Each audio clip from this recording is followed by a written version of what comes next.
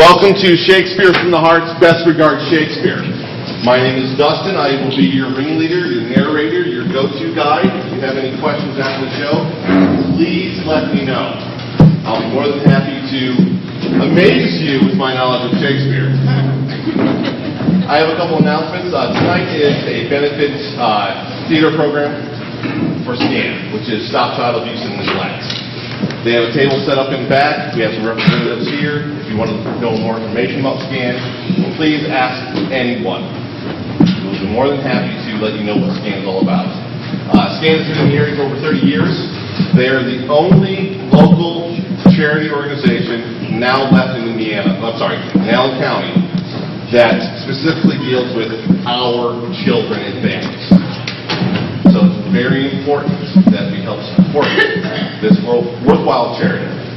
Tonight's show is sponsored by Karen Heren. They are the underwriter of the show. They are a printing company, printer sales and service down in Indianapolis. They also have a local office here in Fort Wayne. They have underwrite the entire thing, so everything that you see tonight is because of them. So I'd like to thank them also before we start. I have a couple quick legal announcements. As you see that we have video cameras going on, tonight's show is being taped. If you have cameras, either to videotape, take still pictures, whatever you want, feel free. In fact, I would love to see your photos after the show. Anyone have their cameras on them? Green shirt, come here. Because you have your cameras, feel free to move around and get the best shot. Try to stay out of this area if you can, and try not to block anyone behind you. But feel free to go to the sides and take pictures. We have a sign-up sheet in back, not only for if you want to be on our mailing list, but also if you have photos of the show you'd like to donate to us, digitally of course. I don't expect you to print them and hand them over to us. We'd love to see your photos. We want to be able to use your photos on our website for promotions. So if you take a really nice shot, please let us know. Well, it's a shirt. It is the shirt. There's a story behind this. Ask me later about the shirt. Second announcement tonight, I have already forgotten what it is, so I apologize. I have to go to my cheat sheet. Feel free to laugh, cackle, boo, hiss, get angry, be sad, be envious. Shakespeare emits a lot of emotions in his plays. He wrote these plays in order for the audience to feel the emotion. The cast members have been working very hard, or some of them for over 2 months, to get these roles down perfect. Tonight's show is not one single play, but is a bunch of scenes selected for your amusement, your enjoyment. Some scenes will be about love, others will be about laughter, villainy, evilness, heroic. You're going to see it all tonight. In fact, you're going to probably see one of the goriest scenes that Shakespeare has ever written. I still forgot the other announcement. I apologize. We perform for free. None of you paid to get through the door. If you would like, please donate. There's going to be a can in back that says free will donations. We'll have one up here. I have it over here. It'll be up over here during intermission. That's how Shakespeare from the Heart raises money for its charities. SCAN is the charity for the entire year. We're trying to raise as much money as we can so at the end of the year, we can cut them a big fat check. That's why we're here. We're here to support SCAN. And by doing this, you're seeing an awesome show. Now I'd like to bring down the lights, if you could, please.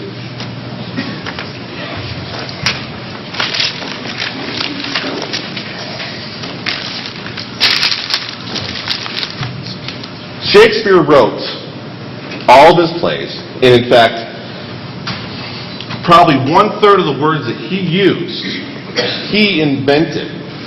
I want to share with you just a couple of those words that you use in everyday life that Shakespeare wrote first. Advertising, critic, film, gossip, kissing, manager, luggage, puke, shooting star, torture, undress, wild goose chase, zany. In tonight's first half, you'll see the makings of heroes and villains. We've selected these scenes for you to bewilder you, instill anger and fear, pride, joy. When it comes to heroes and villains, the Bard pulled no punches.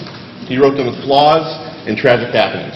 Our first scene tonight is from Antony and Cleopatra. Now, a little background story on this scene you'll be seeing. Cleopatra had just lost her love, Antony. Rome is knocking on her door, ready to take her back to Rome to be a prize to be paraded through the streets. Cleopatra, being a strong, heroic woman, decides not to do what Rome wants and is trying to find a way to get out of Rome's grasp. Our first scene tonight from Antony and Cleopatra.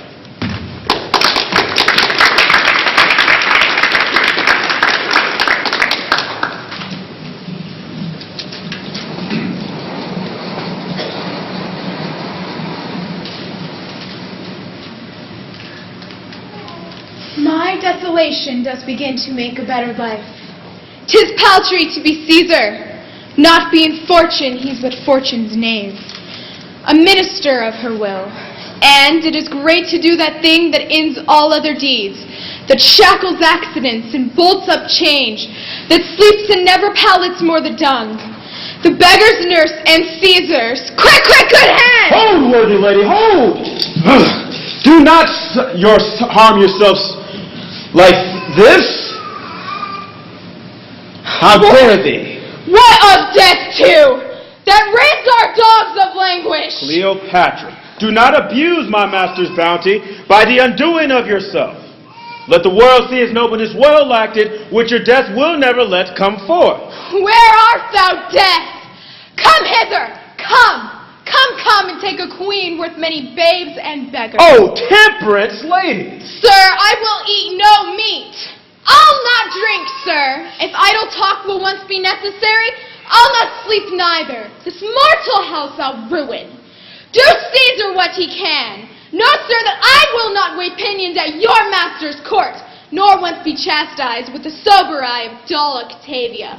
Shall they hoist me up and show me to the shouting voluptuous century in Rome? Rather a ditch in Egypt be a gentle grave unto me. Rather on Nilus mud lay me stark naked and let the water lilies blow me into abhorring. Rather make my country's high pyramids my gibbet and hang me up in chains. You do extend these thoughts of horror further than you will find cause in Caesar. No matter, sir, what I have heard or known. You laugh when boys or women tell their dreams. Is it not your trick? I understand not, madam. I dreamt there was an emperor, Antony. Oh, such another dream that I might see, but such another man. If it might please His ye. face was of the heavens, and therein stuck a sun and moon, which kept their course and lighted the little of the earth. Most sovereign His creature. legs bestrewed the ocean, his reared arm crested the world. His voice was property, was all the tune of fears and that of friends. But when he meant to quell and shake the orb, he was rattling thunder. For his bounty there was no winter in it, and autumn it was, that grew the more by reason. His delights were dolphin-like. They showed his back above the elements they lived in. In his livery walked crowns and crownets. Realms and islands were, as plates dropped from his pocket. Cleopatra! Think you there was, or might be, such a man as this I dream of? Gentle madam, no. You lie unto the hearing of the gods. But if there be, nor ever were one such, it's past the size of dreaming. Nature wants stuff to buy, strange forms of fancy. Yet imagine, an Antony, where people's peace against fancy, condemning shadows quite. Hear me, good madam. Your loss is as yourself great, and you bear it as answering to the weight. Would I not overtake pursued success, but I do feel, by the rebounds of yours, a grief that smites my very heart at root. I thank you, sir. Know you what Caesar means to do with me? I am loath to tell you what I would you knew. Nay, pray you, sir. Though he be honorable, He'll lead me then in triumph. Give me my grapes. I have immortal longings in me. Now no more shall the juice of Egypt's great moistus slip. Quick! Methinks I hear Antony call. I see him rouse himself to praise my noble act. I hear him mock the luck of Caesar, to which the gods give men to excuse their after wrath. Husband, I come. Now to that name, my courage, prove my title. I am fire and air. My other elements I give to bathe your life. So have you done? Come then, and take the last warmth from my lips. oh, dissolve the cloud and rain, that I may say the gods themselves do weep. Oh, come, thou mortal wretch. Be angry, dispatch. Oh, couldst thou speak, that I might hear thee call great Caesar ass and policy. Oh, Eastern Star! Peace, peace. Dost thou not see the baby at my breast that sucks the nurse asleep? Oh, break! Oh, break! As sweet as balm, as soft as air, as gentle, oh Antony. Nay, I will take thee too. What should I say? No. Guards! Guards!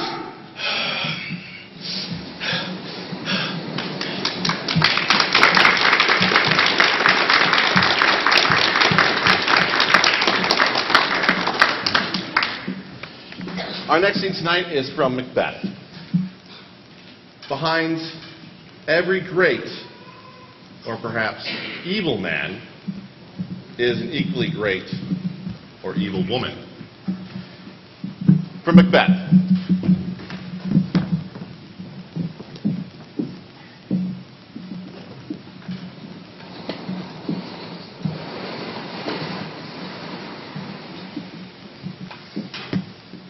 If it were done, when 'tis done, 'twere well it were done quickly. If the assassination could trammel up the consequence and catch with his surcease success. If but this blow would be the be-all and the end-all here. But here,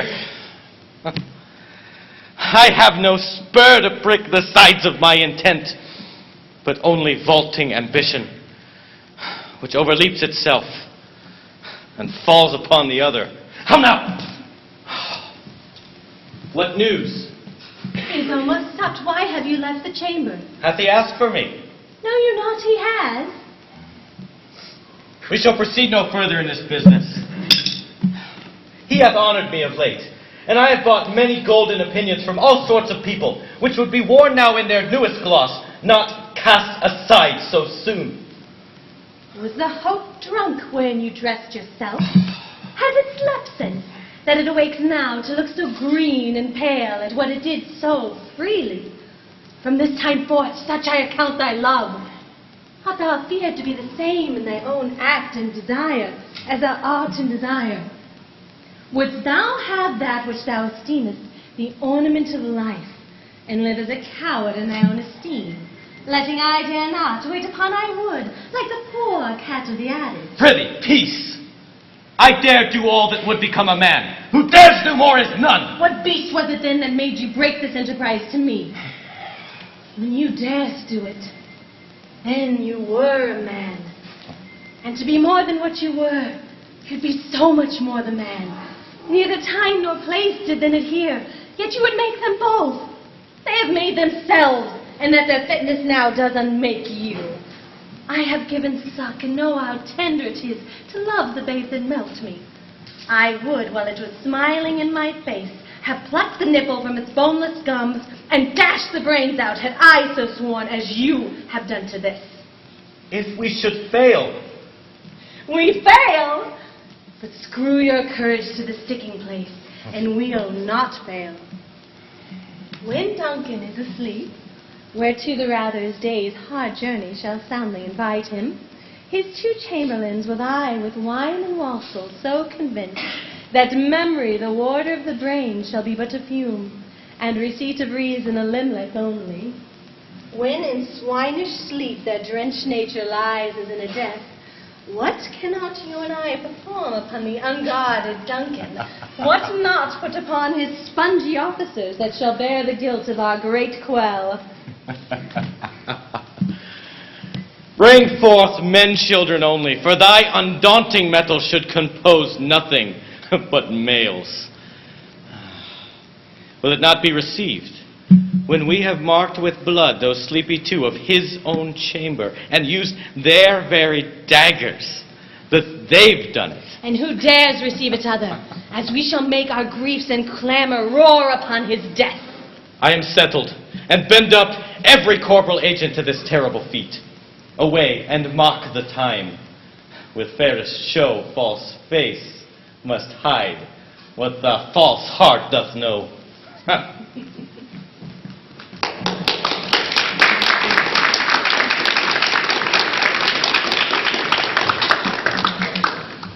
Our next scene is from that gory one I was telling you about. It's called Titus Andronicus. Rome was warring with the Goths, a Germanic tribe up north of Rome.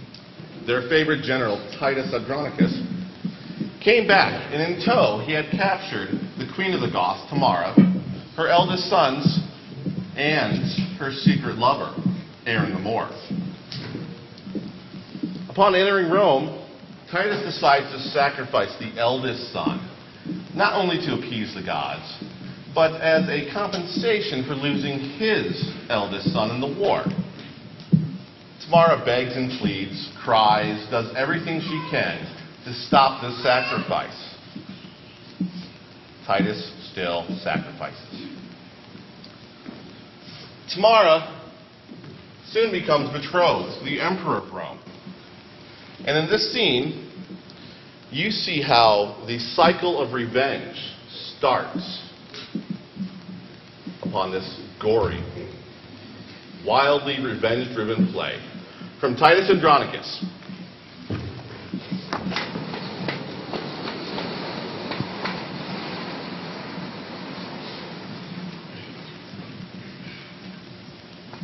He that had wit would think that I had none, to put so much gold under a tree and never after to inherit it.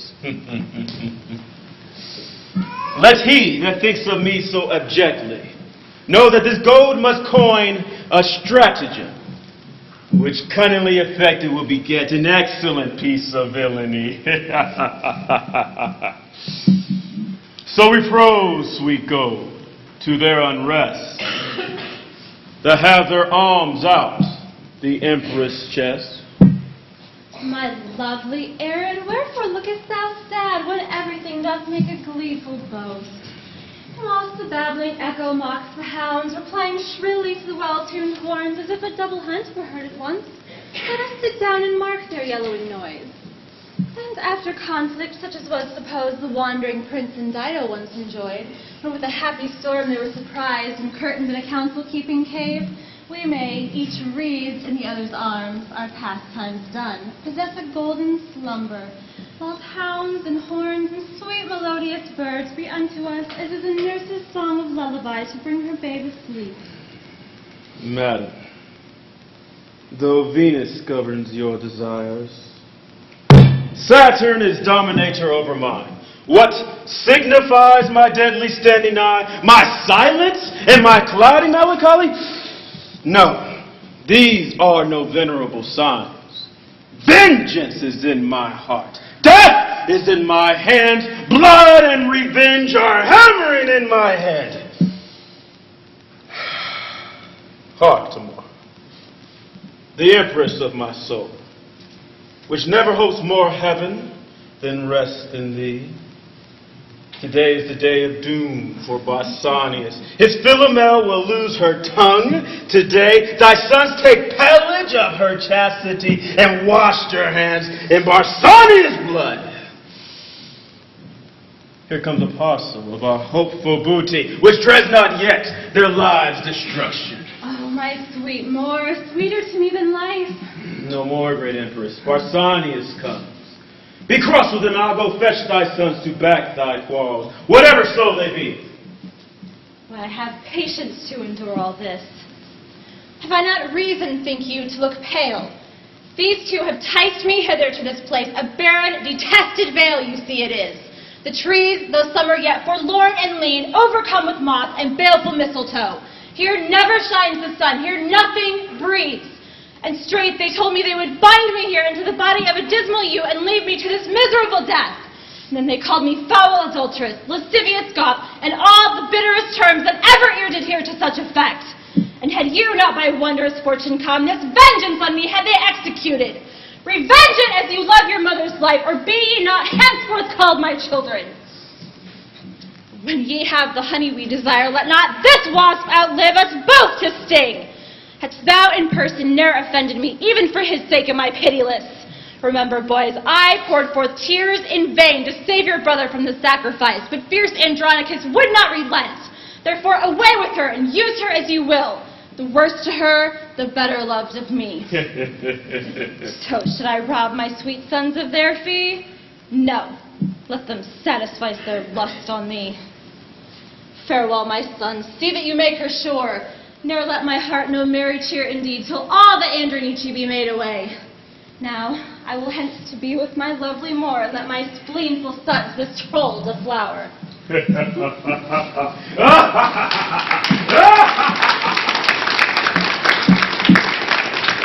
I know some of you may be wondering, where was the gore? What you just saw there is you saw Aaron the Moor deny his lover's advances and convince her to in turn convince her sons to capture Titus's daughter, rape her, beat her up, cut off her hands, and cut out her tongue. So, how does the story end? Titus invites the emperor, and now empress, Tamara, over for a home-cooked meal.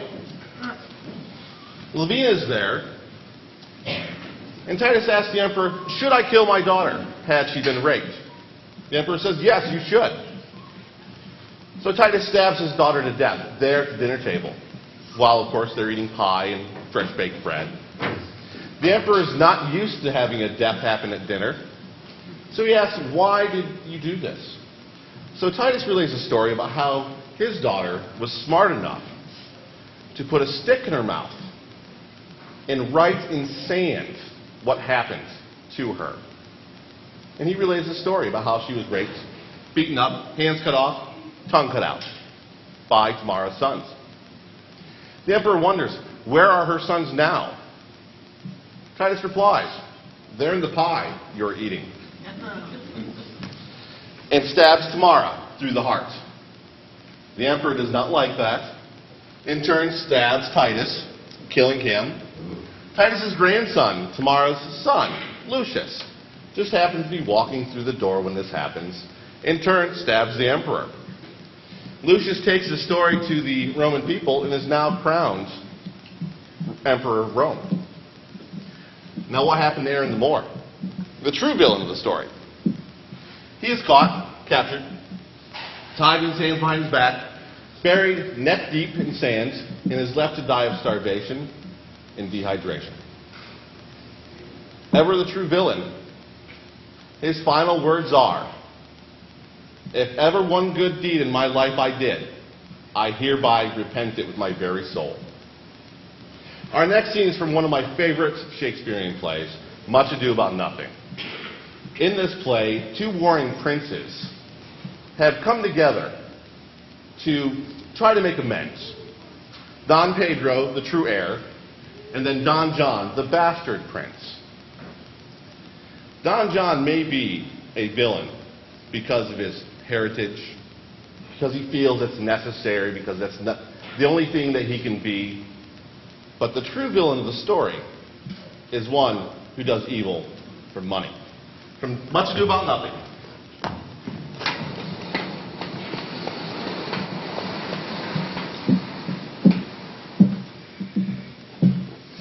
What's a good year, my lord? Why are you thus out of measure sad? There is no measure in the occasion that breeds, therefore the sadness is without limit. You should hear reason. And when I have heard it, what blessing brings it?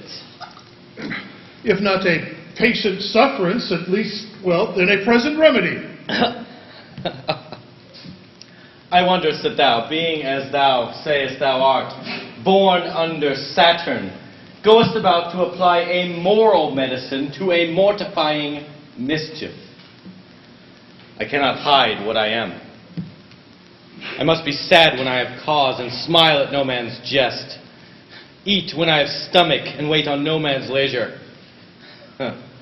Sleep when I am drowsy and tend to no man's business. Laugh when I am merry and claw no man in his humor. Yea, Lord, but you must not make the full show of it until you can do so without controlment. You have of late stood out against your brother, and are newly taken into his grace, whereof it is impossible that you take root except by the fair weather you yourself make. It is needful that you frame the season for your own harvest. I would rather be a canker in a hedge than a rose in his grace. And it better befits my blood to be disdained of all than to fashion a carriage to rob love from any. In this, though it cannot be said that I am a flattering, honest man, it cannot be denied that I am a plain-dealing villain. I am trusted with a muzzle and enfranchised with a clog. Therefore, I have decreed not to sing in my cage. If I had a mouth, I would bite. If I had my liberty, I would do as I like. In the meantime, let me be that I am. Seek not to alter me. Canst thou make no use of your discontent? I do make every use of it, for I do use it only. Who comes here? What news, Baraccio? I came yonder from a great supper. The prince, your brother, is intending to marry.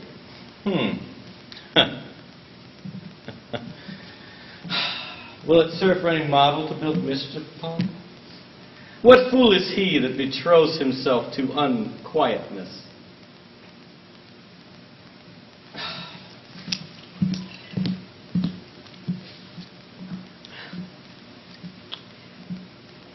Mary, it is your brother's right hand. Who?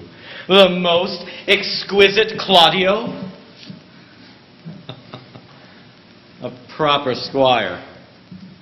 And who? And who? Which way looks he?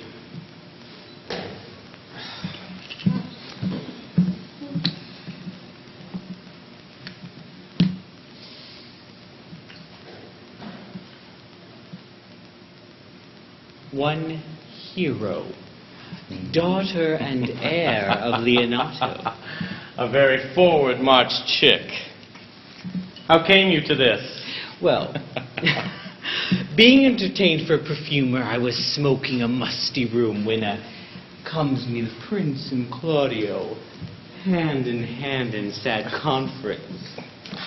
Well, I whipped to me behind an arras. And there heard it agreed upon that the prince should woo Hero for himself, and, well, having done so, give her to Count Claudio. Come. Come, let us thither. This may serve food for my displeasure. That young startup hath all the glory of my overthrow. If I can cross him in any way, I bless myself every way. You are both sure and will assist me. To the death, my lord.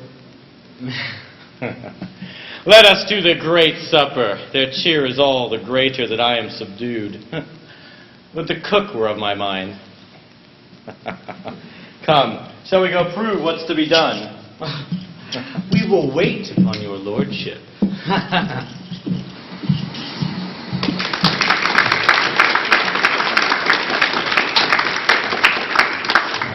Later on in that play, it's discovered that Hero was talking out of a window to another man. and that created the hub that they were talking about slightly. Our next scene is probably one of the more famous Macbeth scenes ever, involving three weird sisters, or as you would know them as, the three witches. Now, I need a volunteer from the audience. I cannot see anybody, but I needed a ghost, an apparition, to go up on stage and not make any noise, but be frightful. Can I get anyone? Oh, come on, please. Don't be shy. All right, young boy way back there. If you could come over here from Macbeth.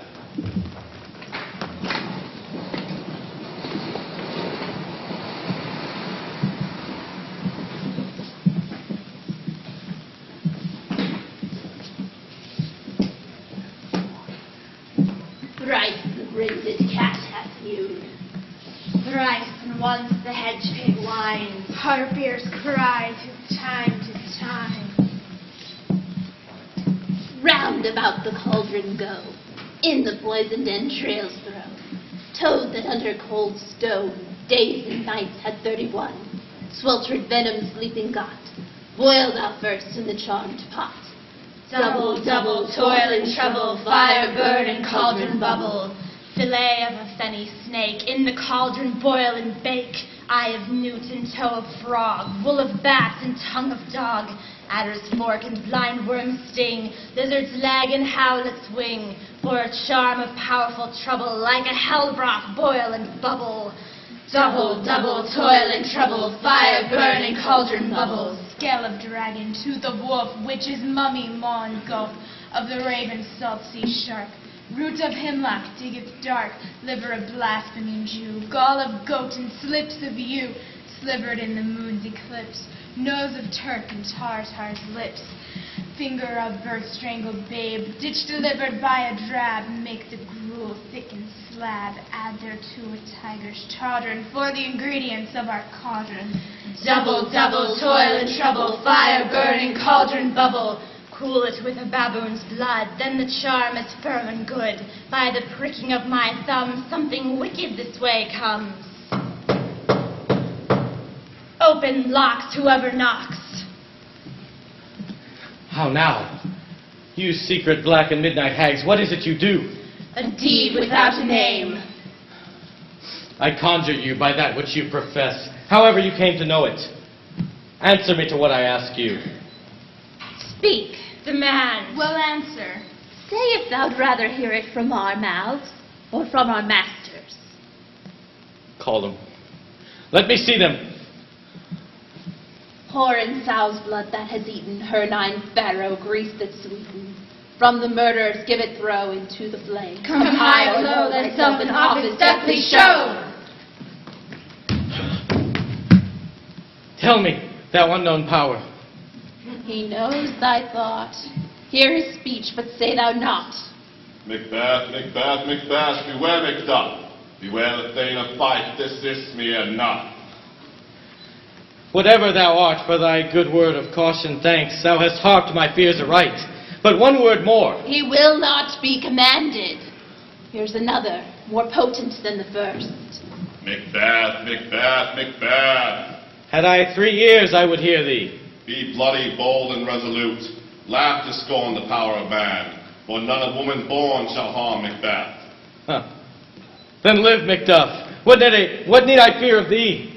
But yet, I'll make assurance double sure, and take a bond of fate. Thou shalt not live, that I may tell pale-hearted fear it lies, and sleep in spite of thunder. What is this that rises like the issue of a king, and wears upon his baby brow the round and top of sovereignty? Listen, but speak not to it. Be lion-mettled, proud, and take no care who chafes, who frets, or conspires are. Macbeth shall never vanquished be until great burning wood, the high Dunsinane hill, shall come against him. Why, that can never be. Who can impress upon the forest, bid the tree unfix his earth-bound root? Sweet bodements, good. Rebellious dead, never rise until the wood of burning rise, and so our highly placed Macbeth shall live the lease of nature. But yet my heart throbs to know one thing. If your art can tell so much, tell me, shall Banquo's issue ever reign in this kingdom? Seek to know no more. I will be satisfied! Deny me this, and an eternal curse fall upon you! I will know! Why sinks that cauldron? And what noise is this? Show. Show. Show. Show his eyes and grieve his heart. Come like shadows, so depart. Thou art too much like the spirit of Banquo. Down! Thy crown doth sear mine eyeballs. And thy other gold-bound brow is like the first. A third is like the former. Filthy hags, let you show me this. A fourth, start eyes. What, will the line stretch out to the crack of doom? Another yet, horrible sight! And now I see 'tis true. For the blood-bolted Banquo smiles at me and points at them for his. What? Is this so? Aye, sir. All this is so. But why stands Macbeth thus amazedly? Come, sisters, cheer we up our sprite, and show the best of our delight. I'll charm the air to give a sound, while you perform your antics round, that this great king may kindly say, our duties do, your welcome pay.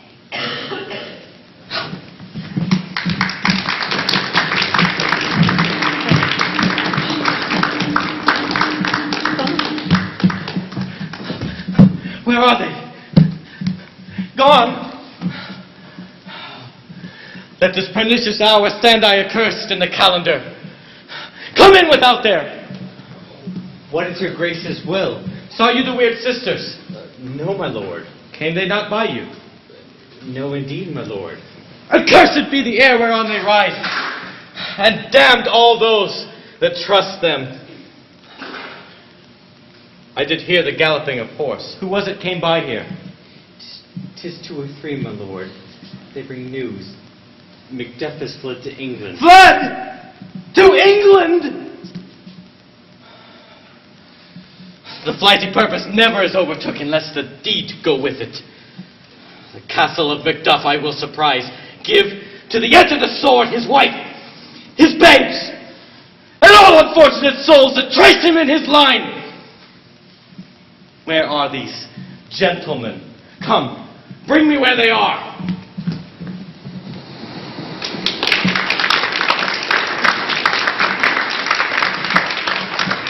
We're going to take a short 15-minute intermission. Be back to your left. There are some cupcakes and some punch, some poison punch, mind you, for your enjoyment. I believe they're 50 cents a piece, and they're going to benefit the Mount Calvary Youth Group missions trip. Please don't forget to talk to Scan. Feel free to donate. There'll be a jar back there, a jar up here, and enjoy your intermission. Thank you.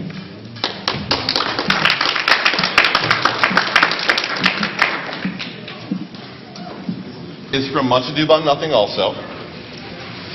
It entails the Shakespearean's little spoof on law enforcement within the Much Ado About Nothing scenario.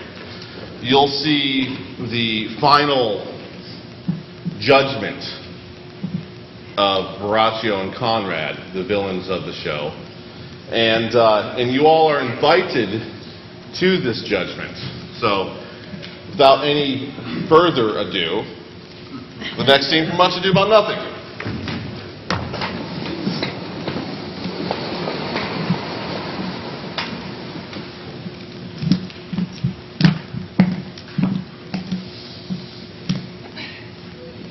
It's our whole assembly appeared. Oh, a stolen cushion for the sexton.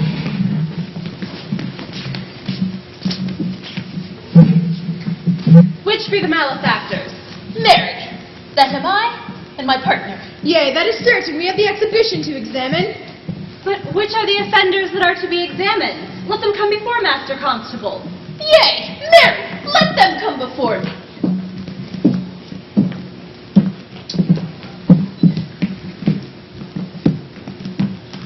What is your name, friend? Borachio. Pray write down Borachio. And yours, sir? I, sir, am a gentleman, and my name is Conrad. Write down, Master Gentleman Conrad. Masters! Do you serve God? I, sir, we hope. Write down, they hope they serve God. And write God first, for God defend, but God should go before such villains. Masters, it is proved already that you are little better than false knaves, and shall go near to be thought so shortly. How answer you for yourselves? Marry, sir, we say we are none. A marvelous, witty fellow, and I will go about with him, I assure you. A word in your ear, sir. I say to you, it is thought you are false knaves. Sir, I say we are none. Well, stand aside, for God, they are both in a tale. Have you writ down they are none? Master Constable, you go not the way to examine. You must call forth the watch that are their accusers. Yea, marry, that's the eldest way. Let the watch come forth.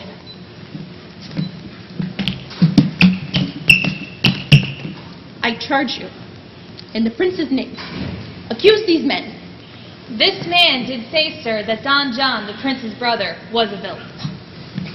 Write down, Prince John a villain. Why, that's flat perjury to call the prince's brother a villain. Master Constable. Crazy fellow! Peace. I do not like the look of thee, I promise. What heard you him say else? Mary, that he had received 1,000 ducats of Don John for accusing the lady hero wrongfully. Flat burglary as was ever committed. Yea, by the mass, that is. What else, fellow? And that Count Claudio did mean upon his words to disgrace the lady hero before the whole assembly and not marry her. Oh, villain! Thou wilt be condemned into everlasting redemption for this. What else? That is all. And this is more, masters, than you can deny. Prince John has this morning secretly stolen away. Hero was in this manner accused, in this very manner refused, and upon the grief of this suddenly died. Master Constable, let these men be bound and brought to Leonato's. I will go before and show him their examination. Come, let them be opinions. Let them be in the head! Coxcomb! God's my life, where's this Dustin? Let him write down the prince's officer, Coxcomb. Come, bind them, thou naughty varlet. Wait, you are an ass! You are an ass! Oh! Dost thou not suspect my place? Dost thou not suspect my years? Oh, that he were here to write me down an ass. But masters, remember that I am an ass. Though it be not written down, yet forget not that I am an ass. Oh, villain, thou art full of piety, as shall be proved upon by good witness. I am a wise fellow, and which is more, an officer, and which is more, a householder, and which is more, a pretty piece of flesh as is any in Messina. And one that knows the law, go to. And a rich fellow enough, go to. And one that hath had losses. And one that hath 2 gowns and everything handsome about him. Oh, take him away, that I had been writ down an ass. Yeah!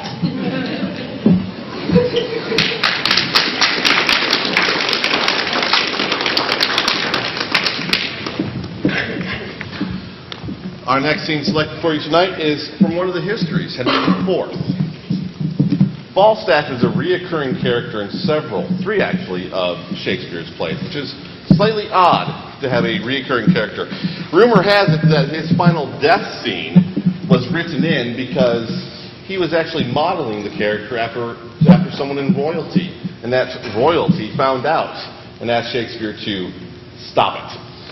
In this scene, you'll see that the quintessential good old boy, Falstaff, is being made fun of, and a small prank is going to be played upon him by Prince Harry, who later becomes King Henry. In this scene from Henry IV.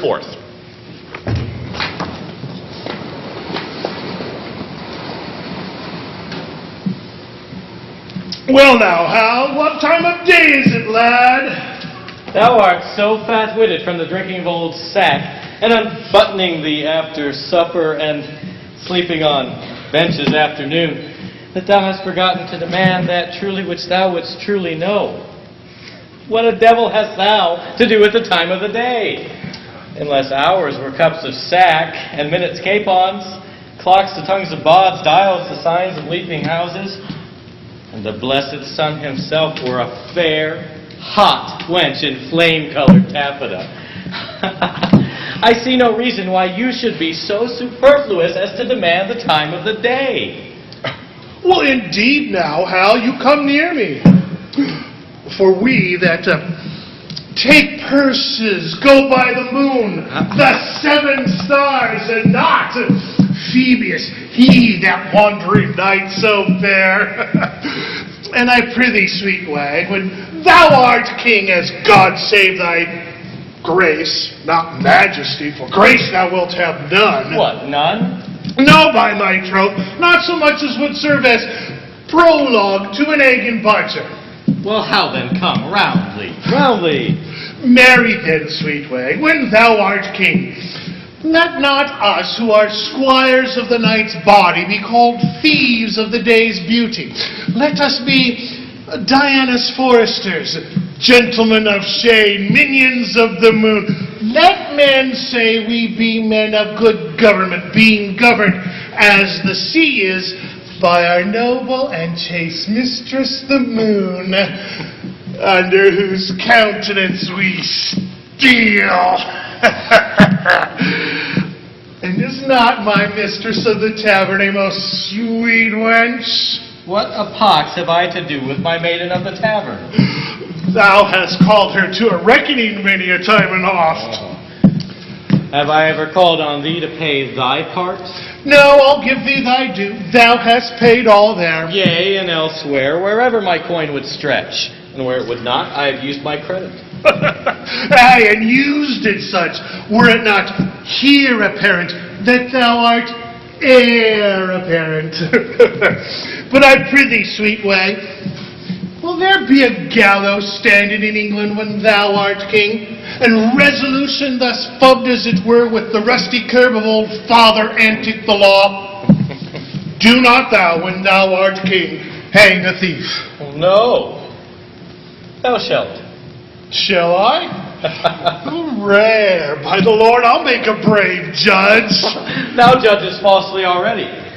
For I mean that thou shalt have the hanging of the thieves, and so become a rare hangman.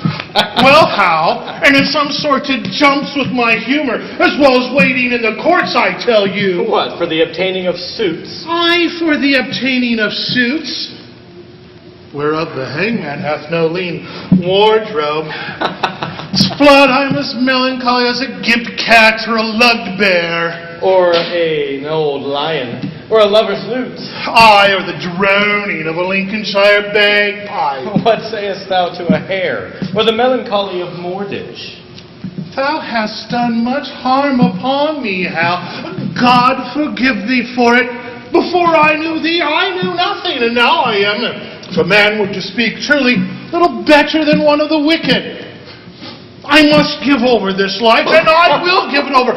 By the Lord, I do not. I am a villain. I'll be damned for never a king's son in Christendom. Where shall we snatch a purse tomorrow, Jack? Sounds what thou wilt, lad. I'll make one, and I do not. Call me a villain and baffle me. I see a good amendment in thy life, from praying to purse-taking.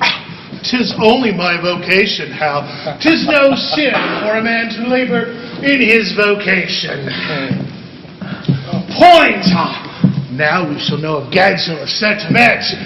Oh, if man were saved by merit, what hole in hell were hot enough for him? This is the most omnipotent villain that ever cried, "Stand!" to a true man. Good morrow, Ned. Good morrow, sweet Hal. What says Monsieur Remorse? Oh. What says Sir John Sack and Sugar? Jack, how agrees the devil in thee about thy soul that thou soldest him on Good Friday last for a cup of Madeira and a cold capon's leg? Sir John stands to his word. He will give the devil his due. Then art thou damned for keeping thy word with the devil. Else he be damned for cousining the devil. But my lads, tomorrow morning at 4 o'clock early at Gad's Hill, there are pilgrims going to Canterbury with rich offerings, and traders riding to London with fat purses. I have visitors for you all. You have horses for yourselves. Gad's Hill lies tonight in Rochester. I have bespoke supper tomorrow night in Eastcheap.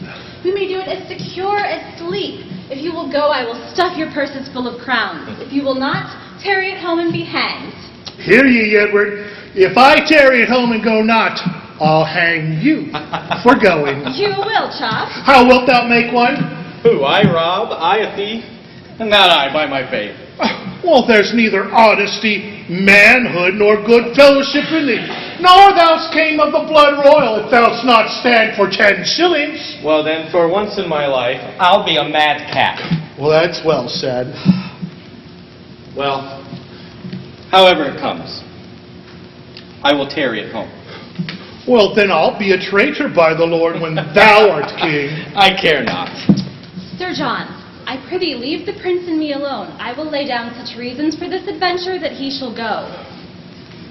Well, God grant you the spirit of persuasion, and him the ears of prophecy, that what thou sayest may move, and what he hears may be believed, that the true prince may for recreation's sake prove a false thief.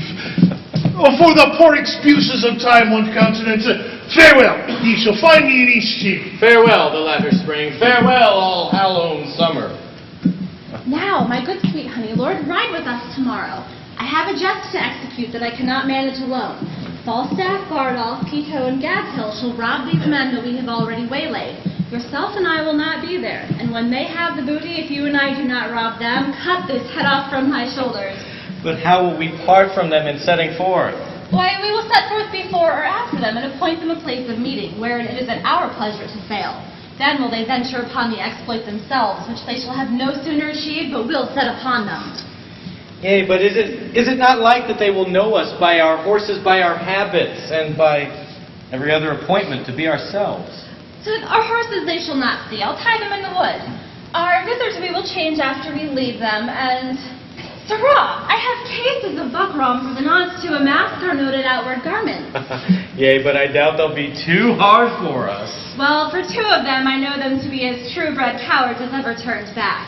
And for the 3rd, if he fight longer than he sees reason, I'll forswear arms. The virtue of this jest will be the incomprehensible lies that this same fat rogue will tell when we meet at supper. How 30 at least he fought with, what wars, what blows, what extremities he endured. And in reproof of this lives the jest. Well then, I will go with thee. Make all the preparations necessary and meet me in Eastcheap. There I will sup. Farewell. Farewell, my lord.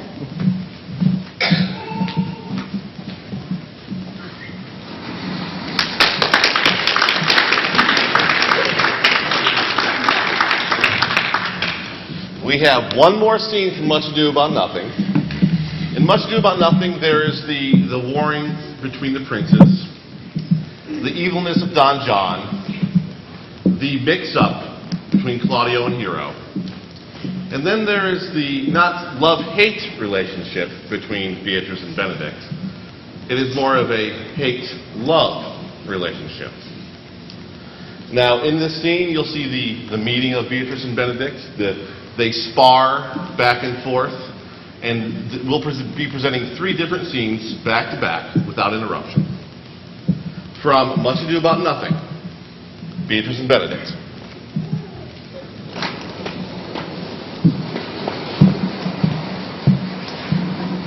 You have a fool, Benedict. Truly the lady fathers herself. Be happy, lady, for you're like an honorable father. If Sir Leonato be her father, she will not have his head for all of Messina, as like him as she is. I wonder that you will still be talking, Signor Benedict. Nobody marks you. What, my lady Disdain? Are you yet living? Is it possible the same should die while she has such meat food to feed as Signor Benedict? Courtesy itself must convert to disdain if you come into her presence. Then courtesy is eternal. But it is certain I am loved for all ladies, only you accept it. And I could find in my heart if I had not a hard heart, for truly I love none. A dear happiness to women, else they would have been troubled with a pernicious suitor. I thank God in my cold blood I'm of your humor for that. I'd rather hear my dog bark at a crow than a man swear he loves me. Oh, may God keep your ladyship still in that mind, so some gentleman or other shall escape a predestined scratch face. Scratching would not make it worse than for such a face as yours. Oh, you are a rare parrot teacher. A bird of my tongue is better than a beast of yours.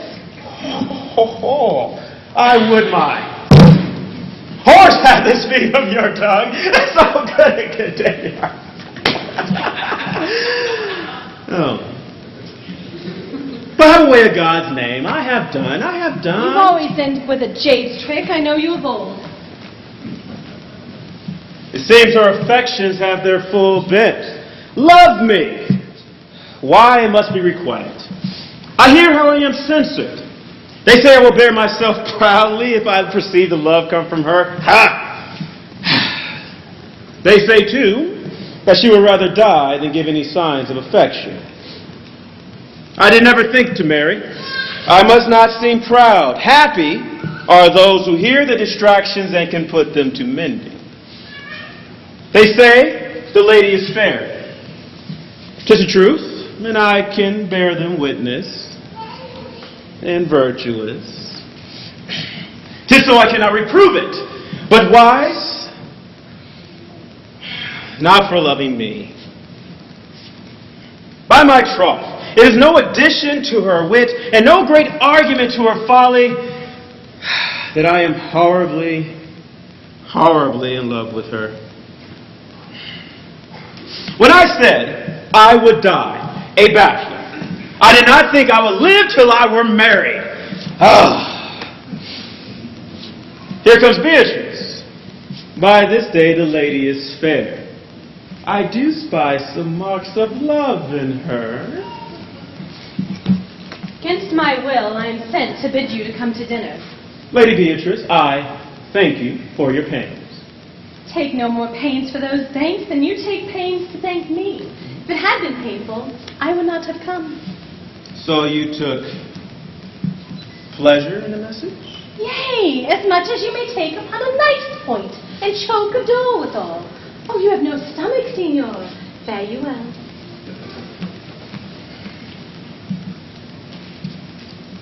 Ha! Against my will, I am sent to bid you come in to dinner. There's a double meaning in that. I took no more pains for those things than you took pains to thank me. That is as much as to say that any pains that I take from you is as easy as thanks. Yes! If I do not pity her, I am a villain. If I do not love her, I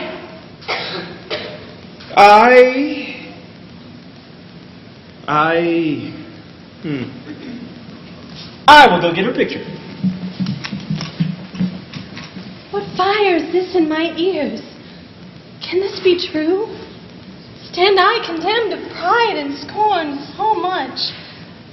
Contempt farewell and maiden pride adieu. No glory lives behind the backs of such. And Benedict Laban, I will requite thee, taming my wild heart to thy loving hands. If thou dost love, my kindness shall incite thee to bind up our loves in a holy band. For others say thou dost deserve, and I believe it better than reportingly.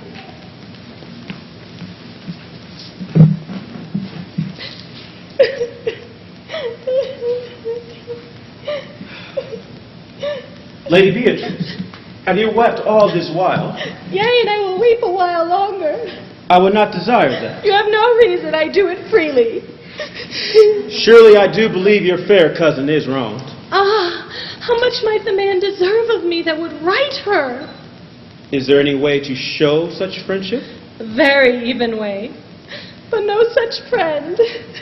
May a man do it? 'Tis a man's office, but not yours. I do love nothing in this world so much as you. Is that not strange? As strange as a thing that I know not. Yet it were possible for me to say, I love nothing so well as you, but believe me not. Yet I lie not. I confess nothing, nor I deny nothing. I am sorry for my cousin. By my sword, Beatrice, thou lovest me. Do not swear and eat it. I will swear to it that you love me, and I will make him eat it that says, I love not you. Will you not eat your word? Ha! With no sauce to be devised of it. I protest. I love thee.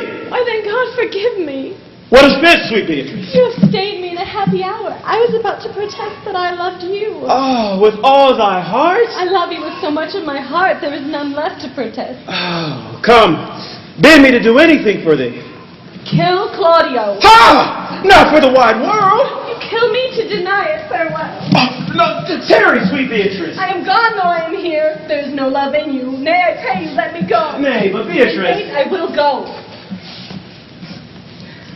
We'll be friends first.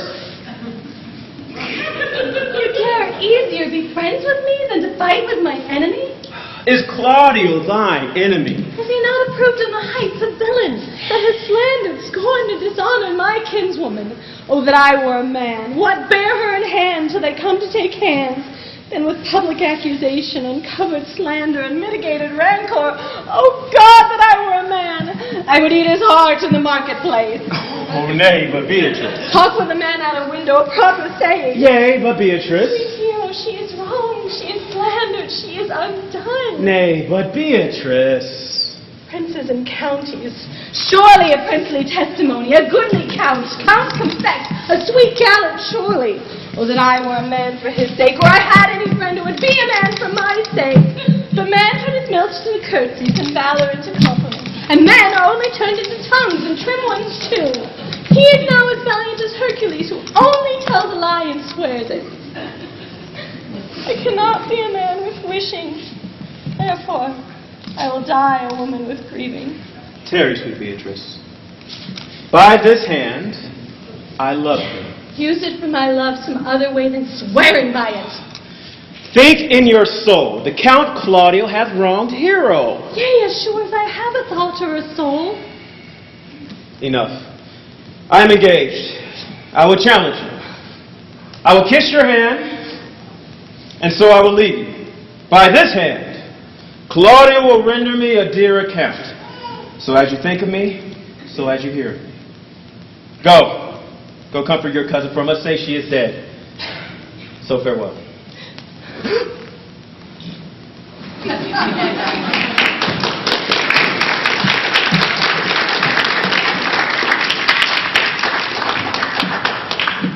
We wouldn't be doing Shakespeare justice if we didn't include his most famous play, Henry VIII. I'm sorry, Romeo and Juliet. In Romeo and Juliet, you have two warring families, the Capulets and the Montagues. Romeo, a young, naive prince, and Juliet, a young... Yes? Would you like to do a sonnet? I would love to do a sonnet. How about we have Karen do a sonnet that would help set up this next scene?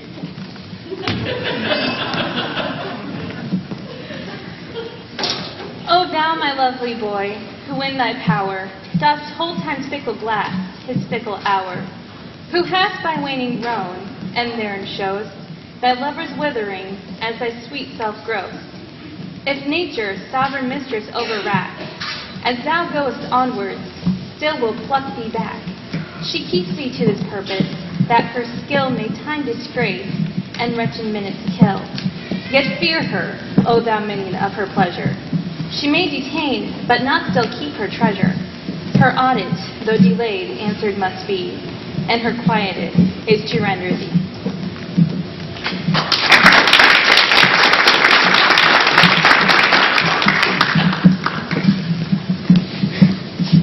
At a masquerade ball, Romeo and Juliet.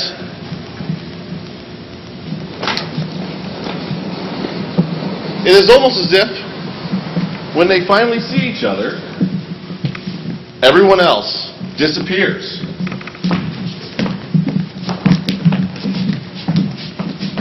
If I profane with my unworthiest hand, my gentle sin is this, my lips 2 blushing pilgrims ready stand to smooth that rough touch with tender kiss. Good pilgrim, you do wrong your hand too much. Which mannerly devotion shows in this? For saints have hands that pilgrims' hands do touch, and palm to palm is holy palmer's kiss. Well, do not saints have lips? And holy palmers too? Aye, pilgrim, lips that they must use in prayer. Well then, dear saint, let lips do what hands do, and pray. Grant thou, lest faith turn to despair. Saints do not move, though grant for prayer's sake. Then move not while my prayer's effect I take. Thus from my lips, by thine hand, my sin is purged. And have my lips for the sin that they have took. Sin from my lips? Oh, trespass, sweetly urged. Be kissed by the book. Madam, your mother craves a word with you. Oh, who is her mother? Marry, bachelor, her mother is the lady of the house, and a good lady, and wise and virtuous. I nursed her daughter that you talked withal. I tell you, he that can lay hold of her will have the chinks. Is she a Capulet? Oh, my dear Count, my life is my foe's debt.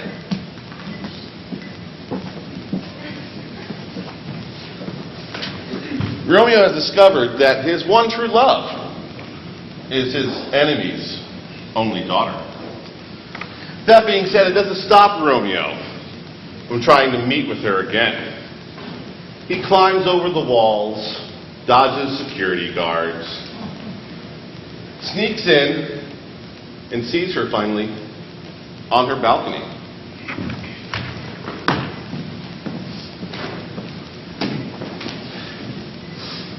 One light through yonder window breaks. It is the east, and Juliet is the sun. Oh, arise, fair sun, and kill the envious moon, who's sick and pale with grief.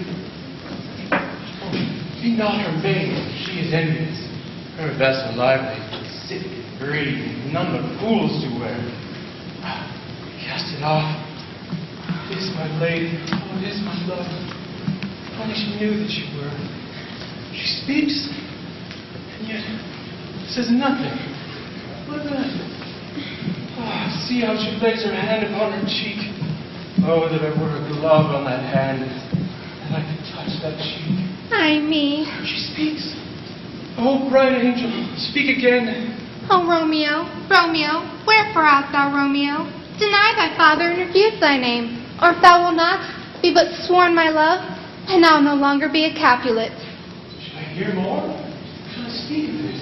'Tis but thy name that is my enemy. Thou art thyself, though not a Montague. What's a Montague? It is nor hand, nor foot, nor arm, nor face, nor any other part belonging to a man. Oh, be some other name. What's in a name? That which you call a rose by any other word would smell as sweet. So Romeo would, were he not Romeo called, retain that dear perfection which he owes without the title. Romeo, doff thy name, and for thy name, which is no part of thee, take all myself. Take thee as our word. Oh, call me love, and be baptized. Henceforth, never Romeo. What man art thou that beseechest in the night, so stumblest upon my counsel? By a name, I know not how to tell thee who I am. For it is hateful to myself and enemy to thee. If I had written, I would tear the word. My ears have not yet drunk 100 words of thy tongue's uttering, yet I know the sound. Art thou not Romeo, and a Montague? Neither, if either fair maid dislike. Oh, how camest thou hither, tell me, and wherefore? The orchard walls are high and hard to climb, and the place death, considering who thou art, if any of my kinsmen find thee here.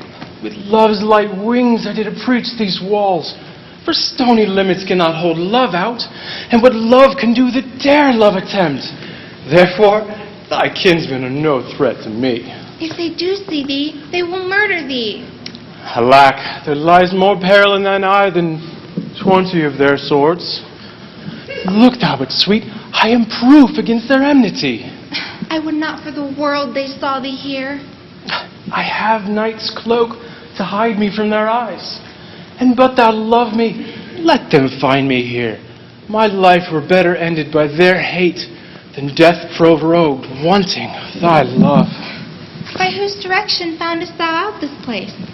'Twas love that did first prompt me to inquire. A good friend lent me counsel, and I lent him eyes. I'm no pilot, but if thou were as far as the distant shore, washed by the farthest sea, I would venture for such merchandise. Thou knowest the mask of the night is upon my face, else would a maiden blush bepaint my cheek. For that which thou hast heard me speak tonight, in truth, fair Montague, I am too fond, and therefore thou mayest think my behavior light. But trust me, gentlemen, I'll prove more true than those that have more coin to be strange. My true love passion, therefore pardon me, and not impute this yielding to light love, which the dark night has so discovered. Lady, by yonder blessed moon, I vow that tips with silver all these fruit Swear not treetops. by the moon, the inconsistent moon, that monthly changes in her circled orb, lest thy love prove likewise variable. Well, what shall I swear by? Do not swear at all, or if thou wilt, swear by thy gracious self, which is the god of my idolatry. Well, do not swear. Although I joy in thee, I have no joy of this contract tonight. It is too rash, too unadvised, too sudden, too like the lightning which doth cease to be. Everyone can say it lightens. Sweet, good night. Wilt thou leave me so unsatisfied? What satisfaction dost thou have tonight? Simple exchange of thou love's vow for mine. I gave thee mine before thou didst request it, and yet I would if it were to give again. Wilt thou withdraw it, love? For what purpose? My love is deep. The more I give to thee, the more I have, for both are infinite. Woman, get back to bed. I hear some noise within. Dear love, adieu. Anon, but nurse. Sweet Montague, be true. Stay but a little. I will come again. Oh, blessed, blessed night. I am afeard that it being night, that this is all but a dream. Too flattering sweet to be substantial. 3 words, dear Romeo, and good night indeed. If that thy bent of love be honorable, thy purposed marriage, send me word tomorrow, by one that I'll procure to come to thee, where and what time thou wilt perform thy rites, and all my fortunes at thy foot I'll lie, and follow thee, my lord, throughout the world. Madam. I come anon, but if thou meanest not well, I do beseech thee. Madam. By and by I come, to cease thy strife, and leave me to my grief. Tomorrow shall I send. So thrive my soul in it. 1,000 times good night. 1,000 times the worst, wanting for the light. Love goes towards love like schoolboys from their books, but love from love towards fool, heavy looks. Hist, Romeo, hist! Oh, for a falconer's voice to lure this tassel gentle back again. Romeo! It is my soul that calls upon my name. How sweet some lovers' tongues by night. Music to attending ears. Romeo! What do you say? What o'clock tomorrow shall I send to thee? By the hour of 9. I will not fail. 'Tis 20 years till then. Good night, good night. Parting is such sweet sorrow that I shall say good night till it be morrow.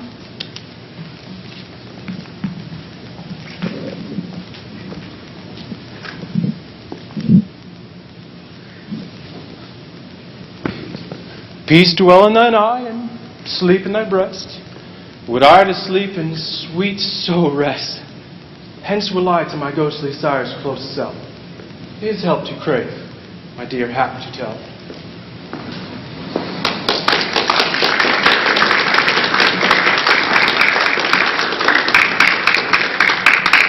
Romeo and Juliet has inspired many different tales. In fact, one of them is opening this weekend at the movie theaters, Romeo and Juliet. I would like to bring Karen out one more time for another sonnet that Shakespeare wrote to help set up this next scene.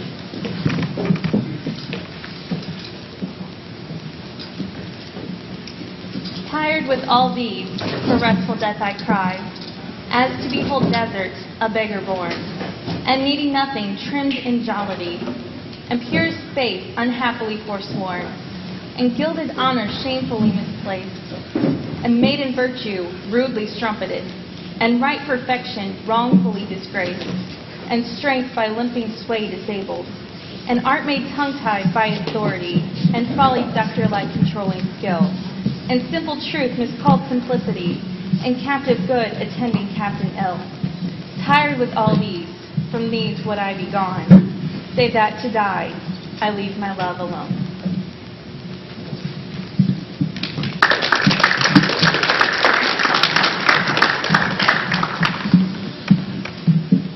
Now, Romeo and Juliet have tried everything possible to get married, to be together.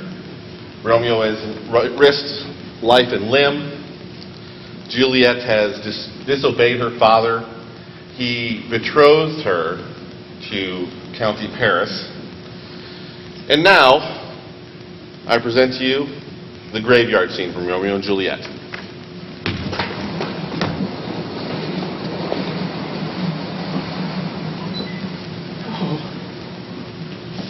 They test them all, a womb of death, gorged with the dearest morsel of earth. Must force the rotten jaws to open, and in despite, grab me more food. This is that banished haughty Montague which murdered my love's cousin, with which grief it is supposed the fair creature died, and has come now to do some villainous shame to the dead body. I will apprehend him. Stop thy unhallowed toil, vile Montague. Can vengeance be pursued further than death?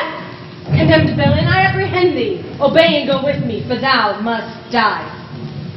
And so I must, and therefore I came hither. Gentle youth, tempt not a desperate man. I here, leave this place. Think of these gone, and let them affright thee. I beseech thee, youth, tempt not a desperate man by driving me to fury. Oh, be gone. Heaven, I love thee more than I love myself, for I came here armed against myself. Stay not, leave, and hereafter say, in a madman's mercy bid thee.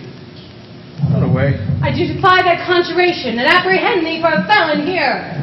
Wilt thou provoke me? And have at thee, boy.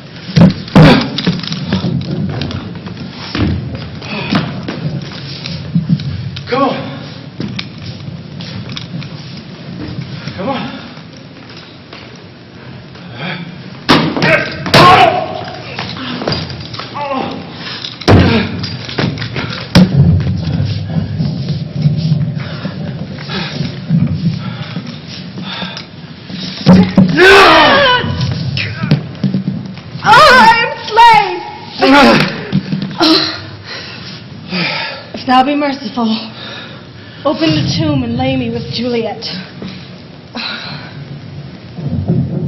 In faith, I will. Let me peruse this fate. Mercutio's kinsman, noble Count Paris. Oh, here. What said my man as my betossed soul did not attend him as we rode? I think he said Paris would have married Juliet. Is it not so? Or did I dream it so?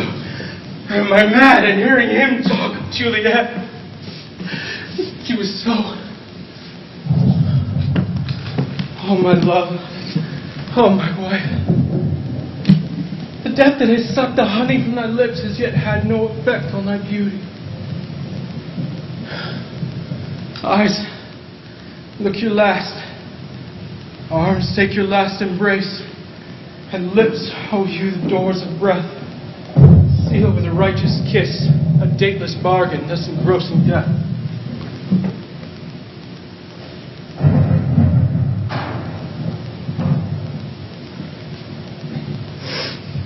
Come bitter conduct, come unsavory guile. How desperate pilot, now at once run on the crashing rocks, seasick and weary bark.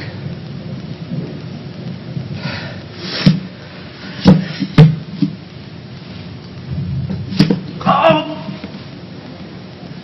True apothecary. Thus, with a kiss, I die. Oh! Oh!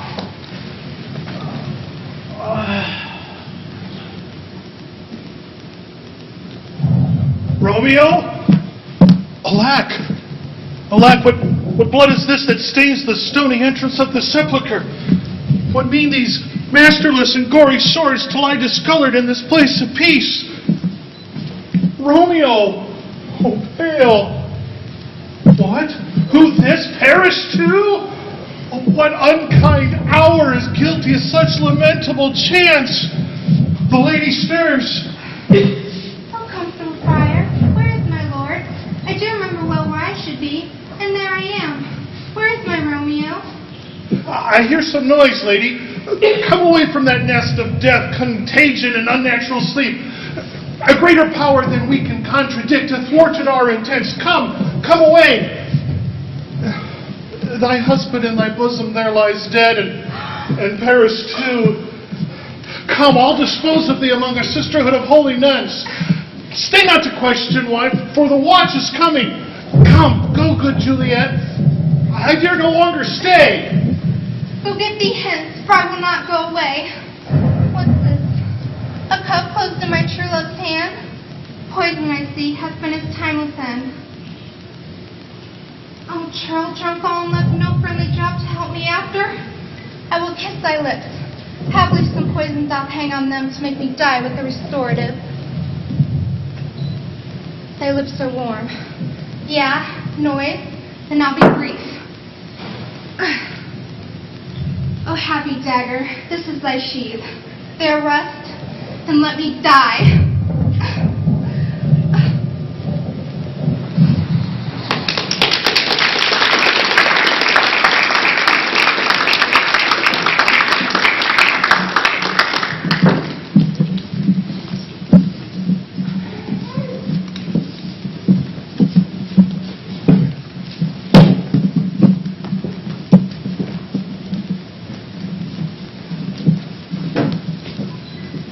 If we shadows have offended, think, but this and all is mended, that you have but slumbered here, while these visions did appear, and this weak and ideal theme, no more yielding, but a dream.